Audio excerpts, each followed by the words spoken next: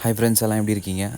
நம்ம வந்து கீழே கோழி வளர்த்துட்டு இருந்த குண்டை வந்து இப்போ புறாக்காக அப்கிரேட் பண்ணலாம் அப்படின்னு சொல்லிட்டு ஆல்ரெடி இருந்த குண்டியே கொஞ்சம் மாடிஃபிகேஷன் பண்ணியிருக்கேன். அதான் இந்த வீடியோவில் இப்போ நம்ம பார்க்க போகிறோம். கீழே ஆல்ரெடி ஒரு க்ரீன் நெட்டு புதுசாக இருந்ததை எடுத்து கட்டிட்டேன்.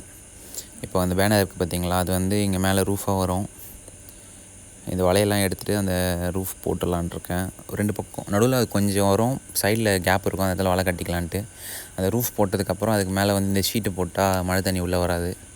அதுக்காக இப்போ அந்த ஐடியா ஓகே தான். சரி, நம்ம ஸ்டார்ட் பண்ணுறோம்.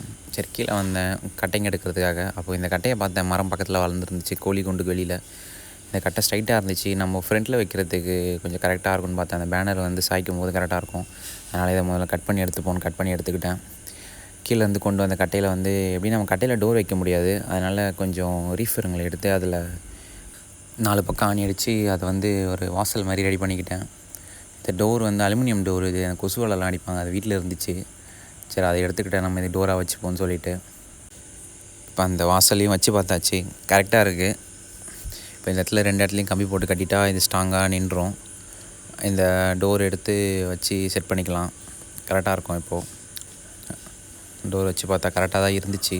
ஆனால் கொஞ்சம் மேலே கீழே தான் இருந்தது. அதை நம்ம டைப் பண்ணும்போது கரெக்டாக இருக்கும், நம்ம அது கீழெலாம் போட்டதுக்கப்புறம்.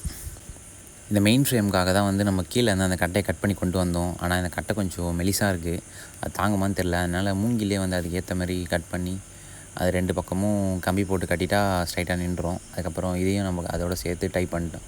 இப்போ எல்லாத்தையும் சேர்த்து டைப் பண்ணியாச்சு. இப்போ கரெக்டாக இருக்குது எல்லாமே. இதுக்கு மேலே வந்து நம்ம வலை கோட்டிங் கொடுத்துட்டா முடிஞ்சிடும். இப்போது இது வந்து ஃபினிஷ் ஆன கூண்டு எல்லாமே முடிச்சிட்டேன். இங்கே வந்து இது ஒரு லாக் மாதிரி செட் பண்ணியிருக்கேன் ஆணியை.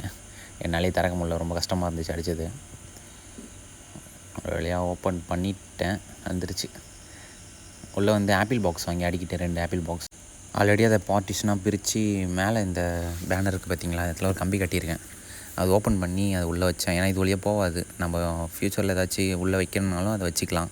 கீழே ஃபுல்லாக கம்பி கட்டிட்டேன். இங்கே ஏதாச்சும் கொஞ்சம் கட்டைங்க வச்சா ஸ்ட்ராங்காக இருக்கும். இதுதான் நம்மளோட ஃபைனல் அவுட்புட். இதுக்கப்புறம் நம்ம சேனலில் புறா வீடியோஸ் தான் அப்லோட் ஆகும்.